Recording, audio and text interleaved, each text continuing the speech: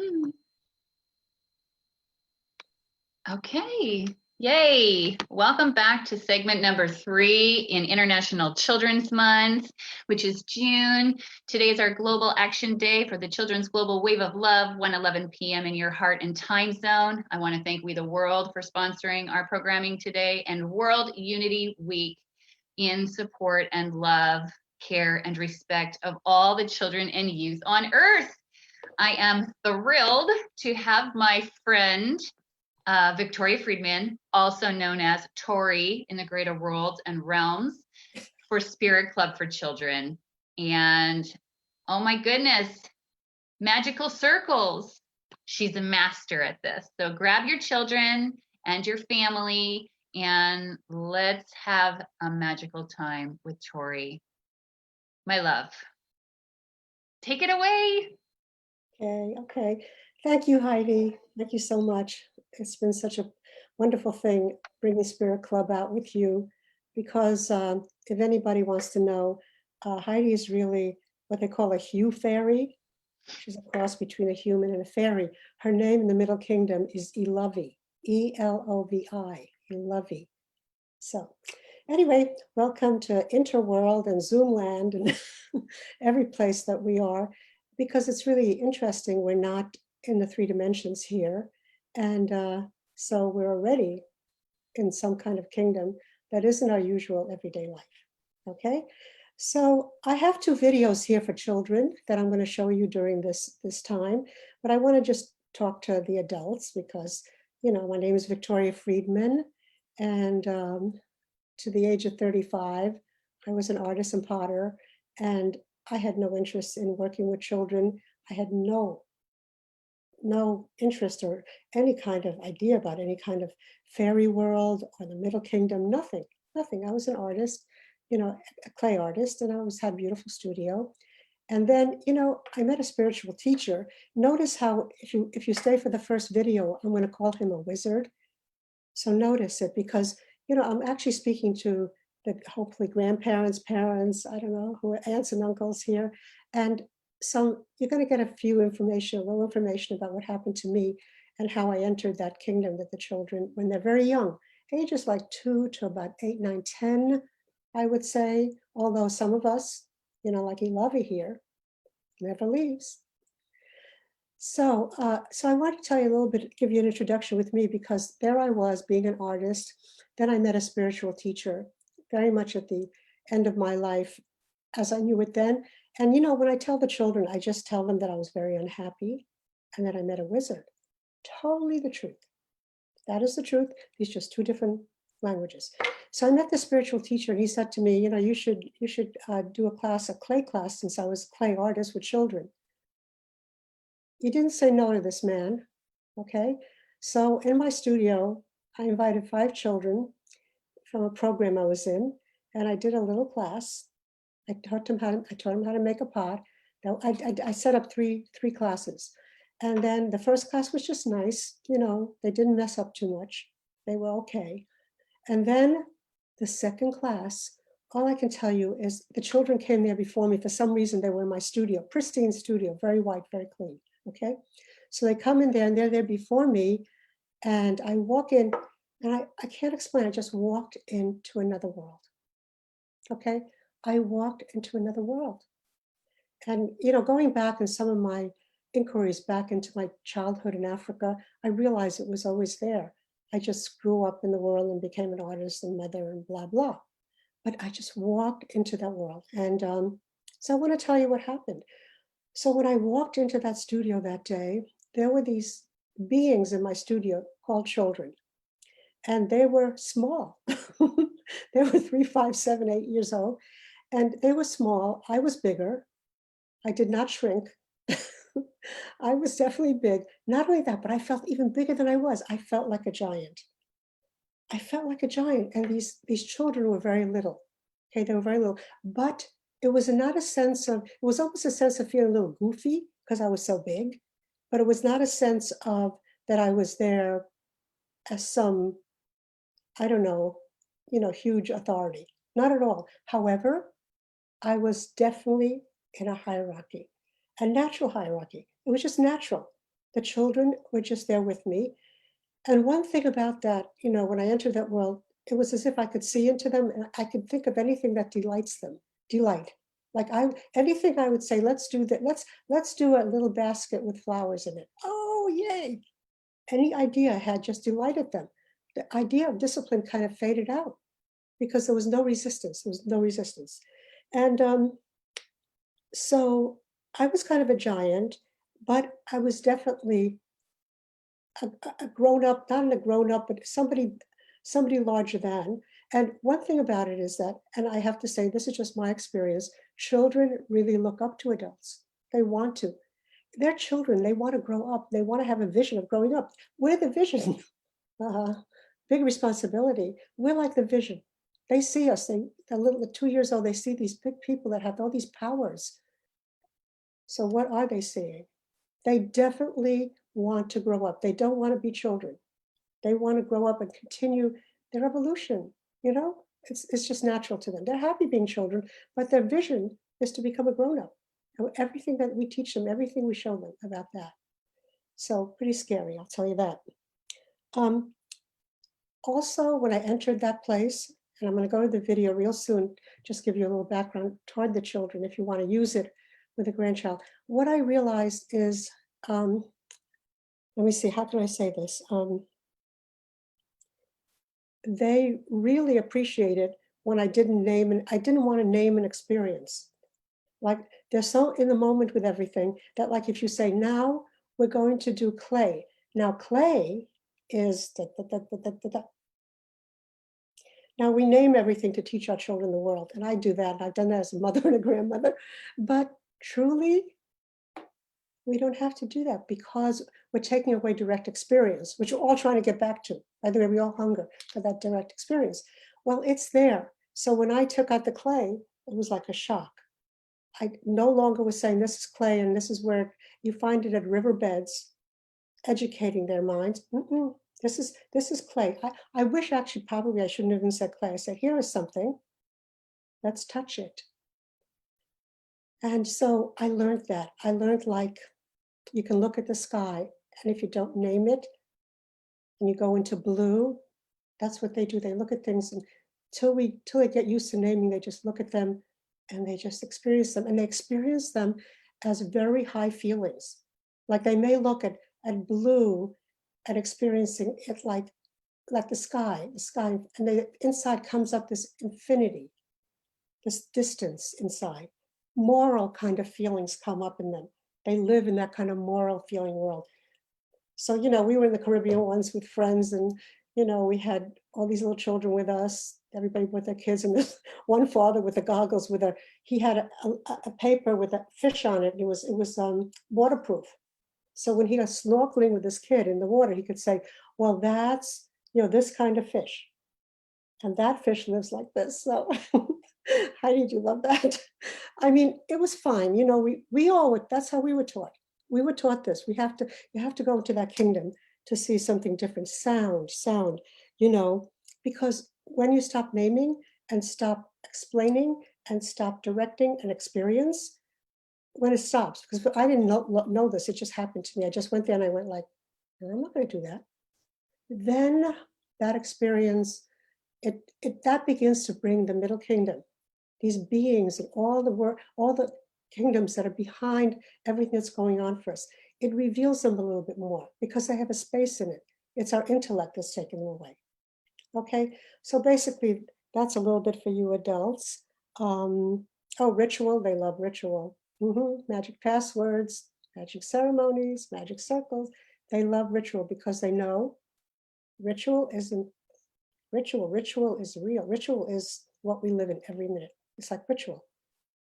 So if we can make brushing teeth and making beds ritual, and we did making beds a ritual, but so we'll talk about that later. So Heidi, I think it's time to share a video, the Spirit Club.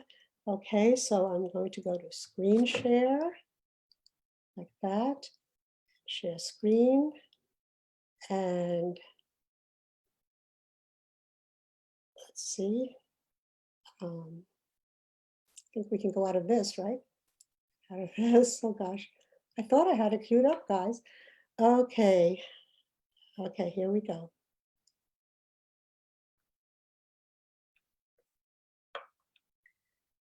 Hello, Spirit Club children, and welcome to Spirit Club. My name is Tori, and once upon a time, long, long ago, when I was not very happy, I was unhappy, I met a wizard. Seriously, I met a wizard, and he told me, well, I know you will be happy if you could help the fairies get the spirit children together to help them, to help the fairies. That was very shocking to me. I didn't know anything about fairies, but this wizard said that I was a fairy queen in the Middle Kingdom. It's called the Middle Kingdom. Now, don't think this is some airy fairy thing. Do not think this is like cartoons. This was very real for me. I was a grown-up when I heard about this. So I'm here to tell you about Spirit Club just a little bit, just to give you a few things about Spirit Club. There's so much that I can't tell you everything at one time. You'll have to tune in a number of times. But what I want to tell you is that when the children, the spirit children came to Spirit Club, and that's it behind me right here. See that Spirit Club? That's the door right there. And see all those little writings? See the little writings? Those are all secret messages. They're secret messages. And when you become a Spirit Club member, a Spirit Club child, you're able to read those messages. So when the kids, the children came to Spirit Club, they came in and we had the ceremony that the fairies wanted us to do, okay? And we all had this thing, it's called a singing bowl. It's a singing bowl, and you hit it like this, and then you move it.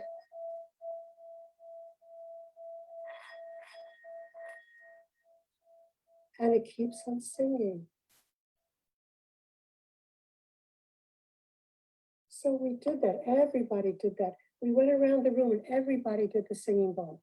And that's probably what we'll be doing when we start Spirit Club, when we go on with it.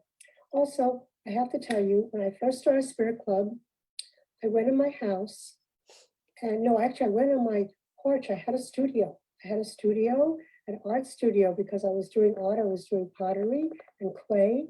And I went outside my studio, and there was this big deck, and on the deck was a feather. And there was nothing else on the deck, just a beautiful feather. So I picked up that feather, but then I went in the house, and I knew Spirit Club was going to start. So I thought, I need a book for Spirit Club to write little things in. You write my messages in, or write messages from the fairies if they send any to me. And so I went in my house, and of course, I had a lot of books, So I looked and I saw the perfect book. The perfect book. It looked like this. Usually in our house, we have everything we need. We have the perfect books. And inside that book was this feather. And guess what? The feather outside looked exactly like this feather on the book. So that became my Spirit Club. Okay? So that's one of the things that happened, all right? Now, the thing about the feathers is, and there's a lot to tell you about the fairies. They're very close to the birds. Fairies and birds are very close. And since human beings have not really believed or thought that the fairies really exist, the fairies have kind of disappeared, like Tinkerbell. Because Tinkerbell was really a real thing. She told the truth because she said, you can't see me because you stopped wanting to see me, stopped wanting to look for miracles. So these feathers, so they're very close to the birds, and the birds actually leave feathers everywhere so that people like us, Spirit Club people and spirit children, when they go around, they see feathers sometime, and it's a little note from the birds that they're there. Now, don't pick up any feather. Take a tissue or something, pick it up, put it away someplace in a bag or pocket. Take it home, wash it, and then I have so many feathers, and I'll show them to you another time. Okay. So I want to show you a little bit where the fairies live. Just a short little thing here. I'm going to share my screen with you so I can show you that, okay? So just please be patient with me. Okay. All right. Okay. Tori. So take a look at this, because I go around in the spring and I look for fairies. And I've gone on many, many trips to looking at fairies. I've gone with many children. And sometimes the 2-year-olds really tell me what it's about. They really explain to me where the fairies are. The younger you are, the more the fairies come to you, the more you can see them. So very often with very young children, that's what I did. So here is, these are tree knots. Now, if you take a look here, if you look at the trees, look at all the trees, and you will see the tree knots in the trees. I'm moving myself over here. And so take a look, because the fairies live in these tree knots. See, sometimes they have something like that there. They put little green things and everything like that. And they stay in there. Now this one, look at this. See this little opening, but see all these little parts here? They live in there and they have their big areas inside here, okay? Oh, this is one of my favorites. Now, you know, fairies they're undines, they're water fairies, they're water spirits, they're gremlins, there are gnomes, but these are fairies that are very artistic. Oh, also, see, when you look around there, look for any gold. They love gold. They just love it. Most of them love gold. The gnomes don't really like that. Look at this one, see? Now, when I saw that, I know that those fairies are in there. I could almost see little eyes and stuff right in that knot in a tree. I see all this because they're kind of afraid of people. They like to hide. So if you find things that have like a lot of stuff around them, very beautiful things. Oh, this is like a playground. It's like a big soccer field. They live in here, over here, these little places in here, but here's another one. You can see them, they have like rings around like that. I don't know if they play baseball, I don't know that, but they play games, and these are games. Maybe they're like the Olympics, I don't know. Then you can see how beautiful they are. They're very artistic. They're the ones that help with all the flowers now, and the trees, and the beautiful greens. See, in this one too, this was probably a fairy that's totally into sculpture. These are all little mushrooms sculpted around this beautiful, look, it's almost a heart, you know? They're so beautiful. Really, they do beautiful, beautiful things like that. Okay, let's see if there's one more. One more. You like that? Very mysterious. That's the other thing. Some fairies are mysterious. They do kind of magical things. Yeah. I was very close up here. I was very close up to look in there, see if I could see any of them in there. Okay, oh, this last one. See the little doorknob? This has a door on it. It's a little door, and they're living inside there. How cute is that? Okay, all right. So before I leave you, because you can tune in again, but what I want to tell you is something that you can do to make the fairies comfortable with you, because they need your help, but before they can contact you, really, we need to train a little bit, and you need to do something that makes them feel that, you know, that you understand or that you want to, okay? So this is a very silly thing, but I found out about this. It happened, and I just found out. See this is a little hair tie, you know, the kind you put up with a ponytail, and girls put on ponytail, or maybe your mom or your grandma has ponytails. But anyway, see if you can find this. And then see if you can get a tissue. See a tissue? A tissue. And cut a little square out of the tissue. It's totally fine to have it not perfect or anything like that, to have the edges like that, okay? Now, this is going to be a little blanket that's going to go in here for them to sleep in. If you want to be really fancy, get a magic marker or some kind of a marker, and I'm going to do it down here. And you know, you can make a little design on it. And then what you do is on your windowsill, not next to your bed, on your windowsill, on top of your dresser, you put this little blanket in here like this, see? So it's like a little blanket in here, and you just put it on there. And then they will love to sleep in your room. They will love to take a little sleep or nap in the afternoon in your room. Don't put it near your bed though, because they're not that comfortable, people. But if you do that for a little while, you'll see if the blanket changes. Sometimes it moves, and sometimes they throw it off, you know. But so you'll see. But they will start trusting you, and that's the whole thing. They have to trust us before they can work with us. But they really, really need you to help the world. There's so many things going on. And the fairies are very hard workers. They're very hard workers and they need some help. And so they asked me to get in touch with the Spirit Club children and build a Spirit Club and have them come and train a little bit, learn how to do a few things, and then they'd love your help to help the world. Okay, so I'm sorry I can't see you. Maybe someday I will. All right, so goodbye for now. Goodbye. I'm gonna say goodbye and tune in again. Okay, just tune in again whenever you can.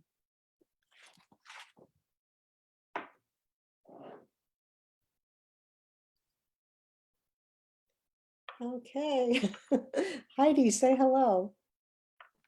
Thank you, Tori. Yay! It's so fun. I loved exploring the trees with you. Thank you for exploring the trees with us. That was so much fun, and all the different ways to look at all the different things around us. It's so exciting. Yeah, you know, I really want to say to anybody who's watching that this is just the beginning. I did these few videos and got here with Heidi because she's been supporting me for a year in this idea and other people too. And so Spirit Club will have a lot of guests on it. And I'd like to have anybody who wants to help co-create it. We're going to be doing these kind of videos, and then the children need to hear from you like they really need to hear from Heidi in their language. And when you come to Spirit Club and you're a guest here, you will be you will not be who you seem to be out there in the world. You will be somebody in the Middle Kingdom. Like I found out that I'm Tori. I mean, I'm the fairy queen. Barbara Marx Hubbard came to Spirit Club. She was the fairy godmother. She just came in. She said, I'm the fairy godmother. And Tori recognized me. How true is that? I mean, it's just the truth comes out. So we want to have a lot of people that know things that can give messages to the children, you know, from the fairies and from their world, what is important. They need to hear your voices and come into that. Because children really love to learn. They love to learn from grown-ups who are grown up, not who are lecturing them, but who are grown up. So just want to show you another video and then we'll close up here. And again, you can take this, it's on YouTube. So you can, it's also on the Spirit Club website that I just put together on Wix. So if you want to go there, you could go there and www.spiritclubforchildren.com, and the two videos are there. I'd love to hear what children think of them. I've done this story that you're going to hear, Clarissa the Fish, is a book and it's on Amazon, but I've done this story for 15 years with tons of children and adults. And actually all the stories that came to me, by the way, stories started to come to me. My mentor who told me to start Spirit Club, I said to him, should I read them stories? He says, no, you don't read a story, you tell a story. And I go, okay. I said, well, what kind of story should I tell them? And he said, oh no, you'll receive them. You'll get those stories. You don't have to go anywhere outside. It was like an incredible training. It was like a Jedi training, you know. So I started getting these stories. And one of the stories about Clarissa the Fish. And all these stories, ladies and gentlemen, these stories all have the metaphysical principles that I was studying, that I was practicing. And this one has the 4 temperaments from Rudolf Steiner, the 4 different kinds of temperaments in the world, and how they manifest in a way that could slow us down in our mission. And also it gives an answer to some longing that is, I would call it, is from a more non-dual standpoint, that we have it all inside, that we don't have to learn it or practice it, but that we have to discover it. So watch how that unfolds. And when we tell children those stories, they go to their soul. So I hope you enjoy Clarissa. Okay, gotta go back to screen share, Heidi. Thank you for being here. Thank you, Tori. It all feels so good. Yeah. She's so sweet. Oh my God, she's so sweet, Heidi. Okay, let's see if we get a Spirit Club 2. Okay.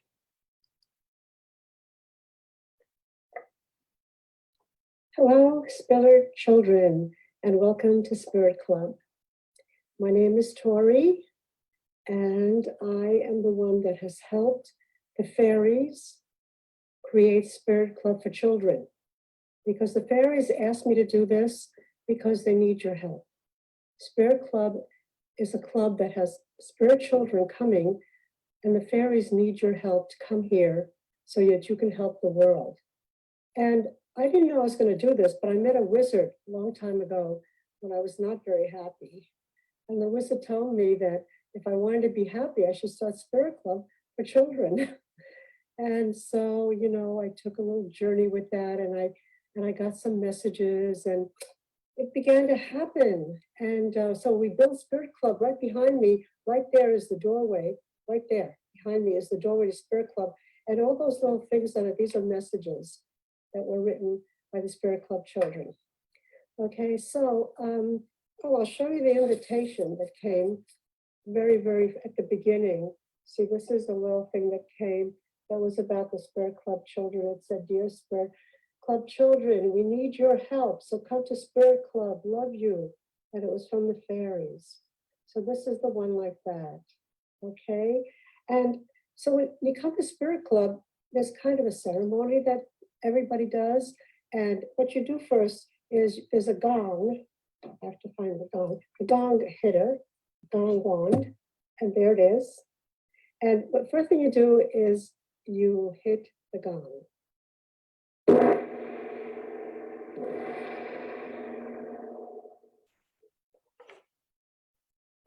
So I hope you could hear that, because on Zoom, this is on Zoom, we're in Zoomland, and in Zoomland, sound and some things are a little strange, as you can see. So then in Spirit Club after that, we would have a singing bowl like this. This is a bowl that sings, and I'm not going to do it because it doesn't sound so good on the Zoom land, but it's a beautiful bowl, and everybody goes around it like this and makes it sing. So that's another thing we did. And I'll try to make that come out better. So that was another one. And let me just get out of this sun. I was in the sun. Hold on a second. I'm in the sun. Oh my God. The fairies are having fun with this. Okay. So the other thing that we did was, these are called ting shaws, and they're beautiful little things that you can ring. Again, you probably won't hear it well enough, but you hold it like this, and you're gonna hit them, and you go like this, and you ring them. And that's like a call to the fairy. They love that. They love that. Okay. So that's what happened. The fairies really need your help. They are very hard workers. They're the ones, they're the undines and the sylphs and the gremlins and the gnomes and the fire spirits and the water fairies. There's so many of them. And in the last video, I showed a little bit where they live. So if you haven't seen them, one of the places they live is in tree knots, the knots in a tree. But they live many places. We could look at that. They do so much with nature. They are nature. Nature and them are one. And they want us to know that we're one with nature too. They want to bring us in there and have us help them. And I built a lot of towns in the woods with the fairies, and out of clay, and then taken them there. And, I always go with a bunch of children, and I always ask the 2-year-olds, I say, since do you see any fairies? Because, the younger they are, the younger children are, the easier it is to see them. When you get older, it's really hard. We just can't, sometimes we lose that magic to be able to see them. Not everybody, but for some of us. And of course, I work at it, and I try to call to them. But one time, a 2-year-old, her name was Lindsay, she showed me these little fairy tracks, seriously, little tiny fairy tracks in a very magical garden. So I know that they're there. Let's see, what I wanted to tell you also is that there's a lot of things we have to learn to help the fairies. They have to trust us. They need to be able to trust us. And so last week, I showed you in the last video, I showed you how to make a little bed like this, like that, and take a piece of tissue like this, and maybe draw it on the tissue. Like you just cut it out of a tissue. They love it. They love it. You cut out a little blanket. It's a blanket. And then make a design on it. Make a design on it. You can make it very intricate, or you can keep it very simple. So then you put the blanket, you fold it over like a blanket, and then, tuck it in when you put it in here. So you have like a little thing like that. And then You can take a piece of paper, any kind of paper you have like that, and again, tear it up like this into some funny little shape, so it's really like it. And then you could write a little message on this. And now you can write a message that is in letters, in English letters, or if you know another language, that would be great. So fairies are national, international, and universal. Okay, in the universe, universal. So just put your message on here, and then put your message under the little bed, and just keep that on your windowsill. And sometimes they come in and they you might not see them, but sometimes they hum very, very quiet. You have to be very quiet. You gotta stop your mind, get very quiet. And sometimes you can hear the hum. It's like no hum you've ever heard. So I can't describe it.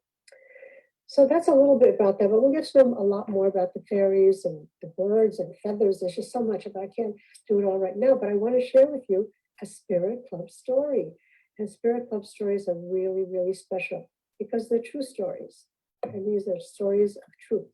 Okay, so I'm going to share my screen with you. There we are.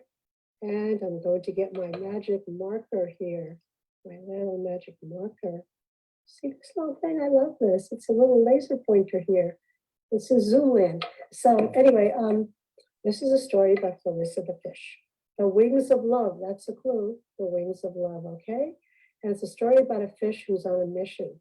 And she has something she wants to do. And a lot of characters, a lot of people she knows try to stop her. And she even tries really to practice hard. And even that, she can't do it even after she practices. And then she finds a secret, okay? So here we go. Oops, sorry. Here we go. So once upon a time, an ocean far, far away. It's a beautiful ocean, isn't it? Clarissa did not live in a very simple ocean. It was a beautiful ocean full of different kinds of things going underneath, and color and life. Once upon a time, far, far away, lived a fast, flashy fuchsia fish named Clarissa. Since the day she was born, all she wanted to do was to go beyond the watery world. And here she is. Isn't she sweet? She's so beautiful in that ocean. Fast, flashy, and fuchsia, and very, very, very much going on a mission, definitely. Okay.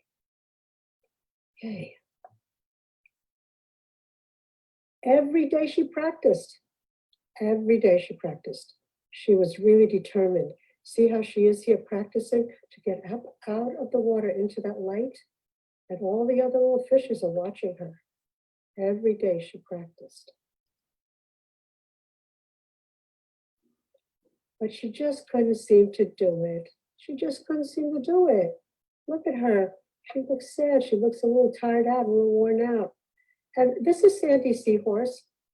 And he's like a really fun guy in the ocean, Sandy Seahorse. He likes to play a lot. And Clarissa had a crush on him. She really did. She had a crush on him for a while. But then, he didn't want to date her. He didn't want to be her friend, her boyfriend at all. And this is Geraldine Jellyfish, and she's an unusual character. She's very good friends with Fanny Flounder. We'll meet Fanny Flounder. And Geraldine, the thing about Geraldine is that she likes to sing, but she sings off key. Her voice is very bad, and she sings off key, but everybody still loves it because she moves so nice, and she loves to sing. So that's Sam Sharp. Sam Sharp. What can I tell you? Sam is kind of a bully. Not really, not in his heart, but he didn't know that at this point. He's kind of a bully. He's a very sharp fish.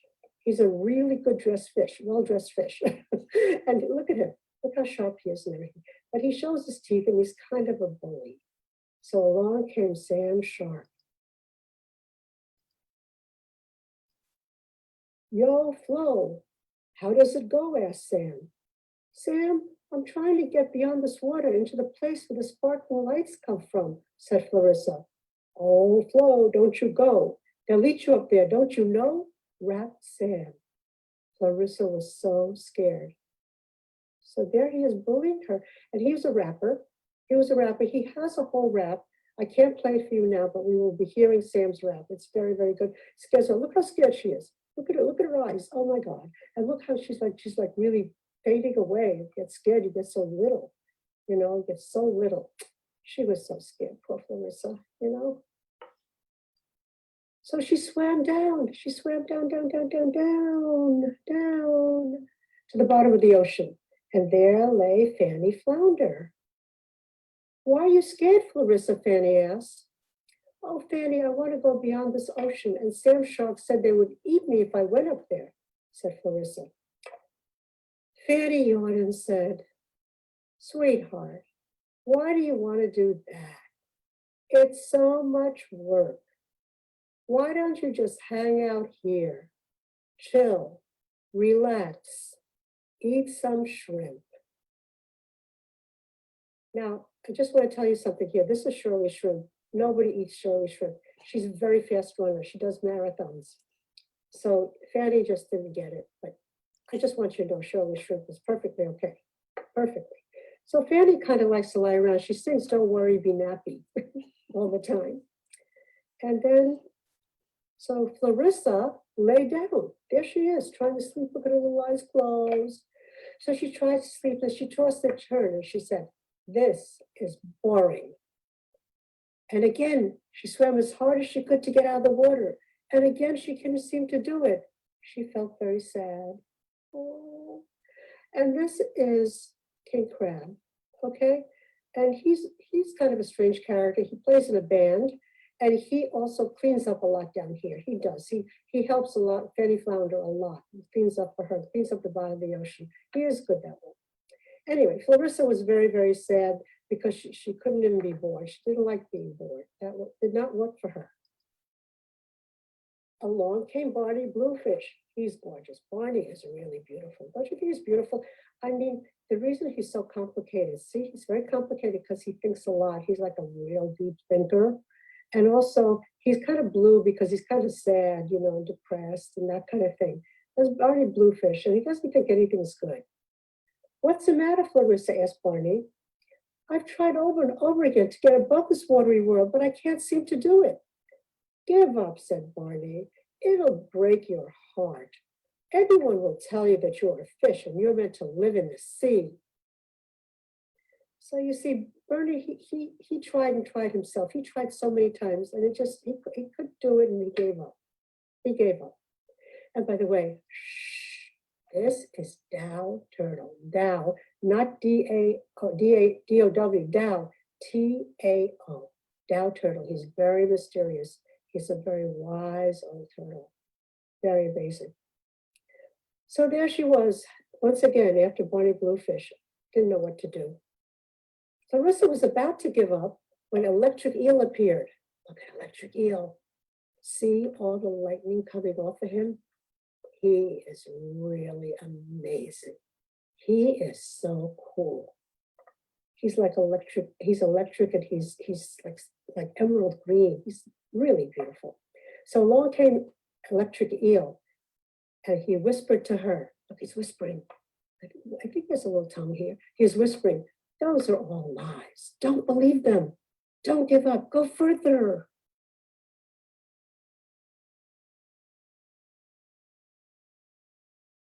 Suddenly, out of the corner of her eye, here's her eye. Suddenly, out of the corner of her eye, Clarissa saw a silver fish swimming faster than any fish she had ever seen. And then he was gone. He was out of the water. Clarissa was stunned. She was breathless. The silverfish was back and it was about to swim away. There he is. He's about to swim away. Look how beautiful that fish is. Oh my God. He is stunning. He was about to swim away when Clarissa said, please come back, help me. I want to do what you just did, she screamed.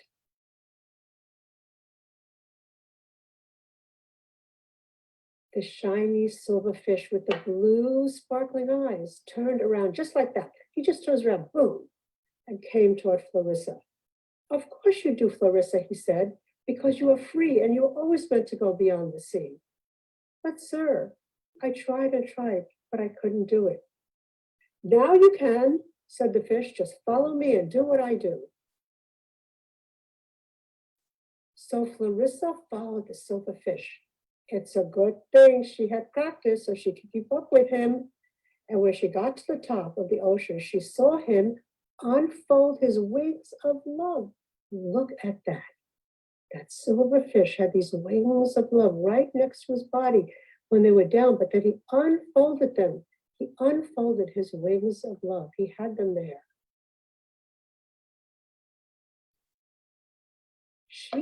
Clarissa saw, she saw that she also had wings of love. She looked down, she saw them. She never knew they were there. She opened her wings of love and flew out into the ocean, into the sparkling sunlight. And she lived happily ever after. And Clarissa says, open your wings of love. Forever, Clarissa.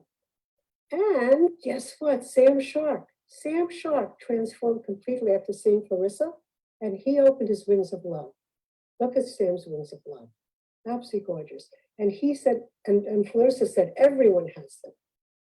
And there she is coming back into the water to help all her friends discover their wings of love. So anyway, thank you so much for being here in Spirit Club and for all the little changes here. And so I hope to see you in with another video, and eventually we will be having Spirit Club built on this online, on this video. Okay. That was fantastic. Thanks, Victoria. Miss Tori, thank you. Thank you. Hold on. Built on this online, on this video. Okay. Whoa. Okay. Well, I can't get out of that. Okay. Good. So here we are. Okay, Heidi. Well, thank you for bringing Spirit Club here, and that's a great story of Clarissa. Kids love to see it. They love to act it out. They like to be the shark. Actually, everybody likes to be the shark, and Fanny Flounder. And those are the four temperaments. You know, with those are the things inside of us that Rudolf Steiner talks about. His entire Waldorf school system is based on the four temperaments with children and what you should do with those four temperaments. So it's very interesting. And then, you know, the message that's within us and, you know, how she discovers that. And of course, there's many ways we can discover that, right? So the story could go on and on. So thank you. Is there anything else, Heidi, you want to know? Or? I want to support everyone in opening their wings of love today, because today's the perfect day to discover what your wings look like. That's so beautiful. Did you do the illustrations as well? Yeah, it's a book. Oh my gosh, it's so beautiful. That silvery fish was gorgeous. They were all gorgeous. Yeah. I do a lot of doodling. Came out of Spirit Club, a lot of doodling that we did for a long time, and finally I made books out of doodling. But yeah, it's all doodle, it's all meditative, and yeah, it's just lots of fun. It was so much fun to do that, you know. And actually, it's fun to do books with children. They like to do books. I'm looking forward to what you develop for spiritclubforchildren.com, Miss Tori, and just supporting you in this journey. I think and feel more magical than I did before we started. And I just want to thank you for that. And I'm sure all of the children and youth out there that got a chance to hear this story are going to be happy too, because it makes us happy in our hearts. So thank you for happy hearts. I think I'm deeply grateful for my happy heart right now. Okay, great. So you have been watching International Children's Month Global Wave of Love Action Event Day. And we have another segment coming up for you next. And this one has been about Spirit Club for Children and how we can move forward in continuing to support innocence and children in love, care, and respect, and magic and mystery, and all the fun ways that we can be on this planet. And I think that is the most beautiful thing. So thank you so much for joining us today and sharing your beautiful heart. Thank you. I love you. I love you. So yay. And we love you. Everyone out there, we love you. Take that beautiful heart out into the world. And don't forget to remember to spread your beautiful wings like Clarissa the fish has shown us Thank how you, to we do. love you. Thank you, we love you. And thank Uh, you, Spirit Club children. Thank you. We love you. Everybody do well today. Have a fun day. Bye. Thank you.